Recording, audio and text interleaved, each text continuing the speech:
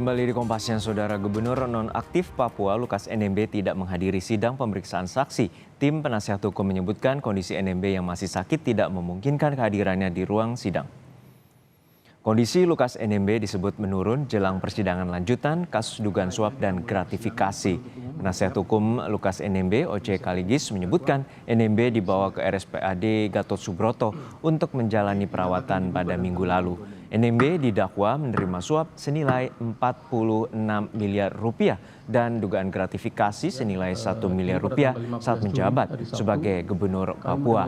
Jaksa berencana menghadirkan 5 saksi dalam persidangan hari ini.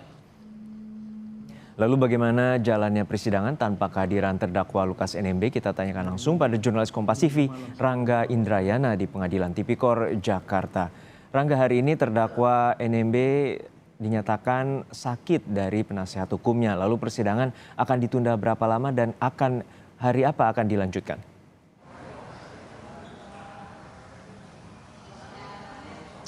Baik ya, selamat siang Yuno dan saudara.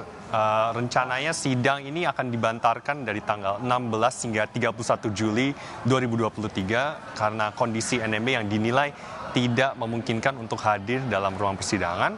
Rencananya sidang akan dilanjutkan dengan agenda second opinion atau opini kedua dari anggota Ikatan Dokter Indonesia untuk memastikan apakah NMB pada waktu itu pada tanggal 1 Agustus nanti sudah fit to stand trial atau istilahnya sudah layak menjalani persidangan sesuai standar hukum internasional, karena seperti yang disebutkan oleh tim kuasa hukum Lukas NMB, apabila memaksakan seorang terdakwa untuk hadir dalam persidangan tanpa memastikan kelayakannya atau kesehatannya, hal ini dinilai tidak manusiawi oleh standar internasional. Sehingga kita akan menantikan lanjutnya persidangan pada tanggal 1 Agustus nanti dengan opini kedua dari anggota Ikatan Dokter Indonesia.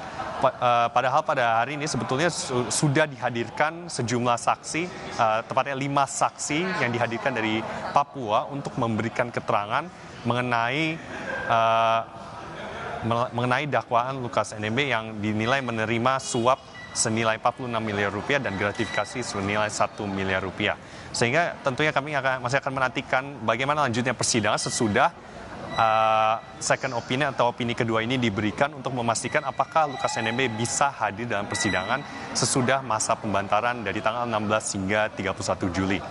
Juno? Ya Rangga, untuk saat ini apa saja informasi dari penasihat hukum Lukas NMB terkait dengan kondisi kesehatannya?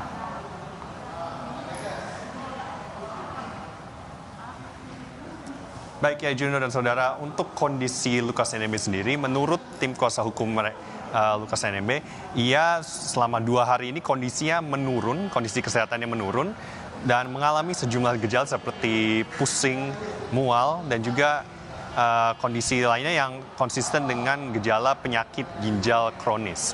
Mereka menyebutkan bahwa berdasarkan keterangan dari sesama tahanan di rutan KPK, Lukas NMB tidak menerima makanan yang layak untuk seorang yang sakit, malah diberikan makanan untuk orang sehat yang tidak cocok karena kondisinya.